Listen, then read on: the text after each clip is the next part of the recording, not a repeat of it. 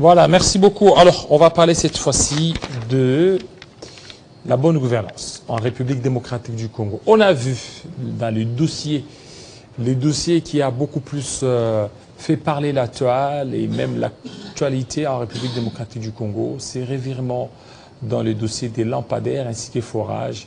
Nicolas Kazadi partira pas, mais finalement, il serait en France. Alors, bonne gouvernance, nous parlons avec M. Ferdinand Kitenge, Société civile, bienvenue. Merci beaucoup, M. Jean-David. Alors, vous vous battiez pour la bonne gouvernance.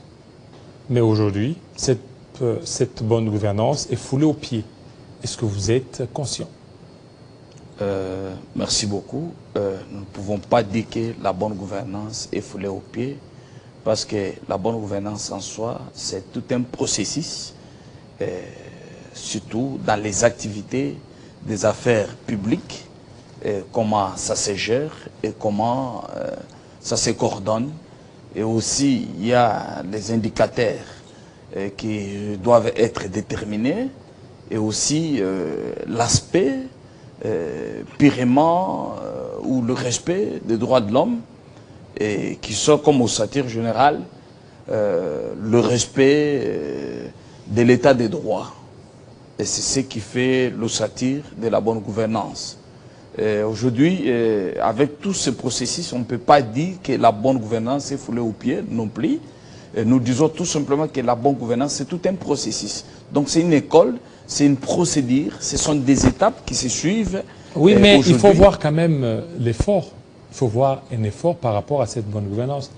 Dès lors qu'il y a des faits établis, et ces faits, pourquoi ne pas peut-être aller jusqu'au bout pour innocenter ou ne pas innocenter? Mais dès lors que la personne voyage, la personne quitte les sols congolais, sur qui pèseraient tous les soupçons de détournement, tous les soupçons de surfacturation? Est-ce qu'aujourd'hui vous serez fier de parler de la bonne gouvernance? Je trouve que la bonne gouvernance est tout un grand chantier qui est en cours de l'exécution. Lorsqu'on dit que c'est tout un processus qui conduit les activités publiques, c'est-à-dire là on voit les indicateurs. Parmi les indicateurs, nous voyons premièrement les citoyens et aussi les leaderships. Étant donné que le leadership est fort, c'est-à-dire au Congo, c'est lui qui tient le leadership et les institutions, c'est-à-dire la première institution, c'est le président de la République. Et le président public aujourd'hui impacte dans plusieurs activités. Il y a les signaux, les indicateurs aujourd'hui sont positifs. Vous êtes témoin, vous avez vu des programmes de 145 territoires, c'est une pensée très positive vis-à-vis de la base, c'est une bonne gouvernance. Nous avons à ce jour la gestion de certaines institutions qui sont déjà mises en place, l'Assemblée nationale, les Sénats en cours. Ce sont des signaux de la bonne gouvernance.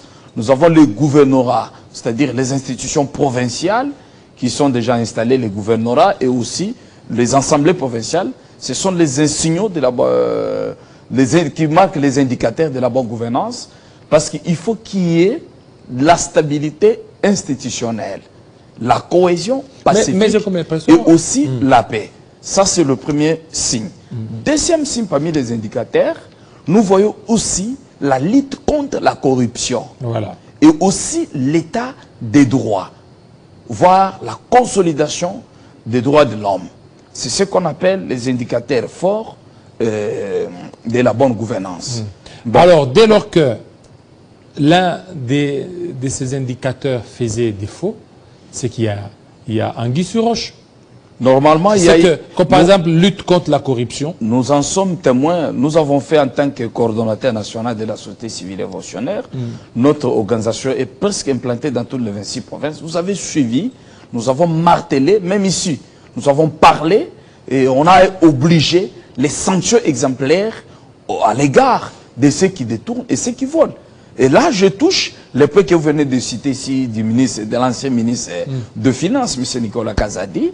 Et oui, il y a des dossiers sérieux qui coûtent à peu près 300 quelques millions de dollars, où les peuples congolais perdant comme ça, mais ça tombe dans la bonne gouvernance. Pourquoi? Parce que nous...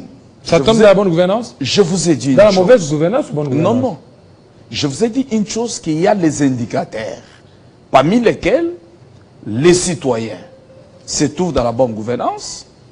Et les citoyens que nous sommes, nous avons dénoncé, on a demandé au président de la République, celui qui conduit le leadership de la bonne gouvernance, on a demandé au président de la République de sanctionner, c'est-à-dire de ne pas reconduire le ministre Nicolas Kazadi comme ministre des Finances, ancien ministre.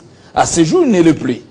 Mais la justice qui l'aurait ou qui avait bloqué que ces derniers ne puissent pas quitter le sol congolais, bon, peut-être a vu un cas humanitaire. Est-ce que c'est la justice ou ce sont les députés? Parce que vous allez lire dans la lettre, les députés ont demandé... Je voudrais arriver. Allez-y. Parce que nous avons parlé que dans les indicateurs ne sont pas seulement les citoyens. Il y a les institutions. Les institutions Congo, nous en avons 4. Il y a l'institution président de la République, l'institution Parlement. Nous avons l'institution gouvernement et aussi, oui, nous avons le Parlement, nous avons le gouvernement. L'appareil judiciaire aussi. Oui, fait partie du pouvoir. Et nous, parmi les institutions, nous avons au moins le Conseil supérieur de la magistrature. C'est une institution mise à part.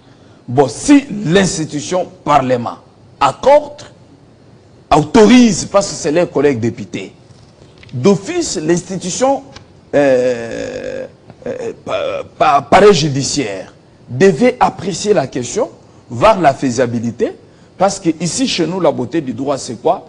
C'est la culpabilité, même si elle est lourde, même si elle est chargée. N'oubliez pas que la présomption d'innocence tient compte. C'est pourquoi vous avez vu, et ce dernier a été autorisé de quitter le sol congolais. Même nous, au niveau de la société civile révolutionnaire, nous avons condamné parce que la place de M. Nicolas Kazadi, c'était la prison. Il devait être en prison, répondre au CPRK. Pourvu que, parce que je vis ses collègues, il y a M. Roubota qui est là. Samba Bachili. Samba Bachili est là. Mais il devait suivre les deux autres pour que la justice évolue la question. Ça fait partir de la lutte contre la corruption. Parce que pour ce moment ici, Nicolas Kazadi est devenu star. C'est une star déjà en matière de détournement.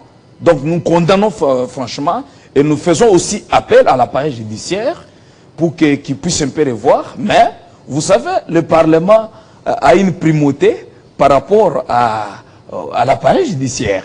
C'est pourquoi, même quand vous voyez dans la prépondérance... Est-ce qu'il y a la primauté ou il y a la séparation de pouvoir?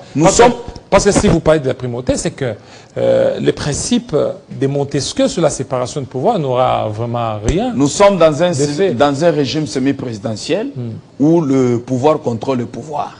Vous devez savoir que le Parlement, étant donné qu'il recommande, même au niveau de la Cour constitutionnelle, les membres, ce qui veut dire... Oui, il peut recommander. Il y a quelque chose. C'est que vous avez évoqué... Vous avez évoqué un principe sacro-saint. Oui. Le pouvoir qui arrête les pouvoirs. Effectivement. C'est que lorsque le Parlement émet un avis, le pouvoir judiciaire pourra aussi émettre le sien. C'est question aussi d'apprécier. Vous aviez dit, lorsque le Parlement demande à ce qu'on puisse autoriser la sortie de Nicolas Kazadi en dehors de la République démocratique du Congo. Donc, le judiciaire devrait aussi apprécier. Il dit que non, par rapport à ça, il y a les indices sérieux de culpabilité. Nous n'allons pas autoriser la sortie de Nicolas. Non. Je suis avocat. Je suis avocat et aussi enseignant des droits. Chez nous, la beauté du Congo, c'est quoi? Du droit. Parce que nous sommes dans une famille romano-germanique. C'est-à-dire, nous privilégions beaucoup plus, même dans la bonne gouvernance, nous devons privilégier les droits de l'homme et aussi... le droit de l'homme se base de quoi? Le droit de l'homme, c'est-à-dire... Est-ce que dans les cas de Nicolas Kazadi... Je n'évoque pas parce que je ne connais pas les contenus des dossiers judiciaires. Je dis ceci. Dans les cas de Nicolas Kazadi, oui. Le droit de l'homme qui serait violé, c'est lesquels? Voilà. Le cas de Nicolas Kazadi, parce que l'instruction était inquisitorielle, c'est-à-dire secret, on ne connaît pas quelle a été la motivation apportée auprès du ministère public. On a juste parlé d'un cas humanitaire. Oui, il y a eu une résolution du bureau de l'Assemblée nationale qui a autorisé la sortie pour les soins médicaux. Mais nous sommes dans un droit écrit, droit positif congolais, droit pénal, c'est un droit écrit. Vous devez amener la pièce qui convainc. Mais nous, peuple, nous avons condamné. Parce qu'il y a les prisonniers qui sont prisonniers, nous avons les Moukeba, nous avons les Jama Kabunde, malgré tous ces habits qui sont commis, ils continuent à vous couper en prison. On a l'ancien ministre Ogili Lunga, médecin son état, depuis qu'il a fait sa prison, est-ce qu'il avait déjà été demandé d'aller se faire soigner en Europe? Non. Nous demandons plus vite au ministère public, c'est-à-dire au procureur Jean-Paul la Cour de cassation, de ne pas céder à la manipulation politicienne, d'autoriser et d'ordonner. Parce que je sais comment fonctionne le procureur Jean Vondé. C'est quelqu'un de très rigoureux par rapport en matière de droit. Nous lui demandons vraiment de limiter ou d'accourter vraiment la mission sanitaire de Nicolas Kazadi, en fait, qui vient répondre. Est-ce que vous croyez, s'il est là, vraiment, malgré toutes les pressions que vous allez faire, si c'est décide de rentrer, il ne va pas rentrer? Il va revenir ici, parce qu'il a des problèmes. Vous avez vu les Congolais, les cherchent en Europe. Les cherchent en Europe pour régler les comptes. Parce que ce n'est pas facile. Dans un pays agressé, dans un pays où il y a une souffrance, dans un pays où il y a multiples difficultés, mais un soi-disant ministre des Finances, qui est le trésorier de la République, lui seul s'autorise à consommer l'argent de la République des paisibles citoyens, des paisibles contribuables peuple congolais, comme des cacahuètes. D'ailleurs, je voudrais même toucher ce point-là parce que nous sommes dans la bonne gouvernance. Vous savez, au Congo, quand on parle de la bonne gouvernance, nous devons voir aussi les indicateurs comme les sensibilisateurs des recettes, tout ça. Chez nous, nous avons plus de 80 000 personnes. Mais avec plus de... Aujourd'hui, nous sommes au-delà de 100 000 personnes. Vous vérifiez un peu les dernières données de sensibilisation de l'ONIP. Vous verrez qu'il y a peut-être 100 000 sur 80 millions de population, plus de 80 millions de population au Congo, 100 000 personnes. C'est celles peut-être qui supportent la charge fiscale par rapport à ces 80 millions. Ça constitue un danger. Et je vis les efforts que conjuguent à ce jour les sensibilisateurs des recettes, en l'occurrence la DGI, c'est-à-dire la Direction générale des impôts, la DGRAD et aussi la DGDA et d'autres régies financières. Mais vous trouverez que, quels que soient les efforts, mais on n'arrive pas. Mais le mieux à faire, c'est quoi dans la bonne gouvernance? Nous devons retenir que le ministère des Finances, à partir de... Il y a 2 ou 3 ministres, ça commença par le ministre Liave. C'est là où le ministère des Finances a été infiodé, où il y a eu trop d'anomalies jusqu'à l'avènement de Kazadi Nicolas. C'est pour dire qu'il n'y a pas une bonne gouvernance au sein du ministère de Finances.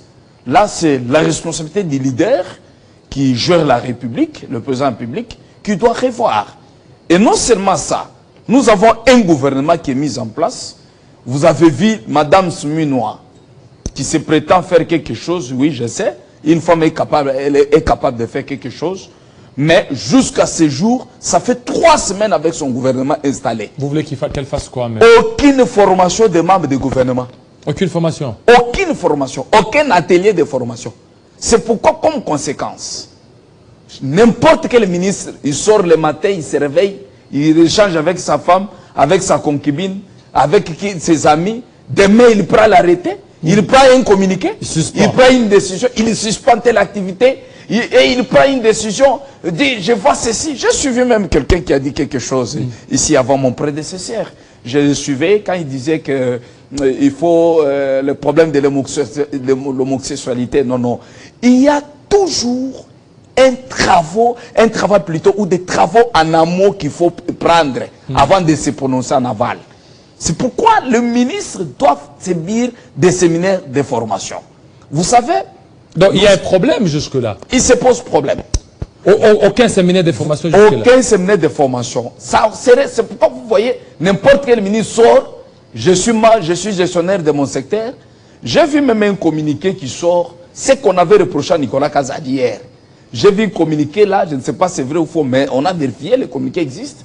Le ministre des Finances a pris aussi un communiqué encore. Parce que la République ne peut pas être gérée par les communiqués.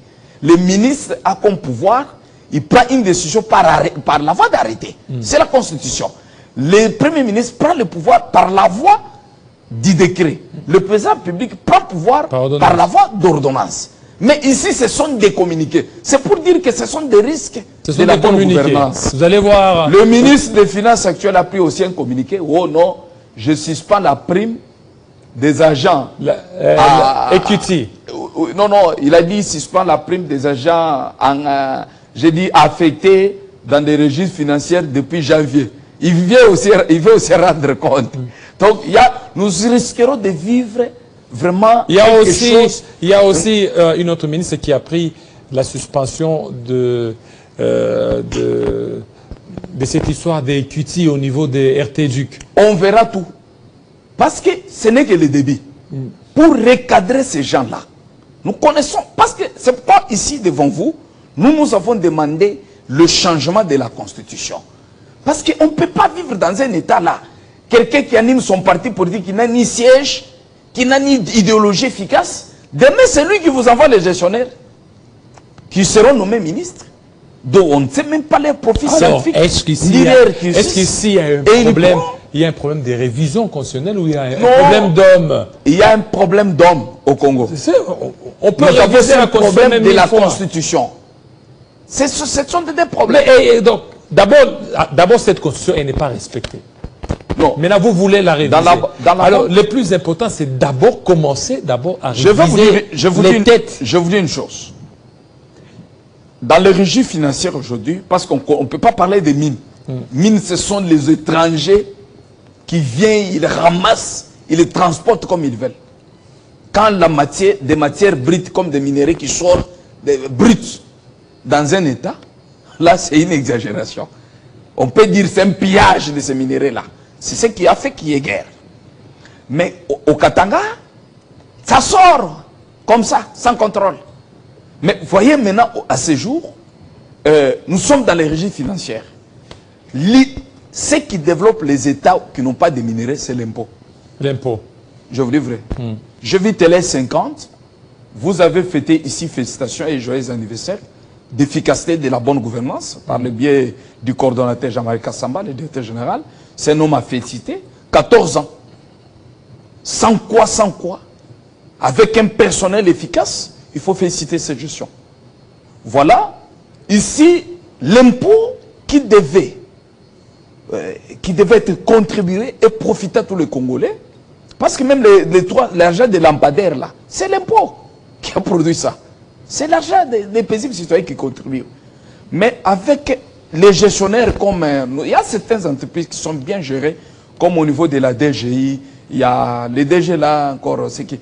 Le pasteur, oui, un véritable même pasteur, oui. Ça, c'est un vrai pasteur. Comme vous, hein, comme moi, vous savez, je suis aussi pasteur. Okay. C'est un véritable pasteur, le pasteur Moukadi. Moukadi. Vraiment, c'est un bon pasteur, les DG de la DGI. Imaginez-vous, chaque fois qu'on sonde ces bilans, qui publient le bilan, ils sont toujours à 200%, 185%, au-delà de leur seuil. Mais à ce jour, si vous voulez, parce que vous verrez la sorcellerie du Congo, c'est seulement quelqu'un qui gère bien là, c'est celui-là qu'il faut faire sauter et prendre un volet, remplacer.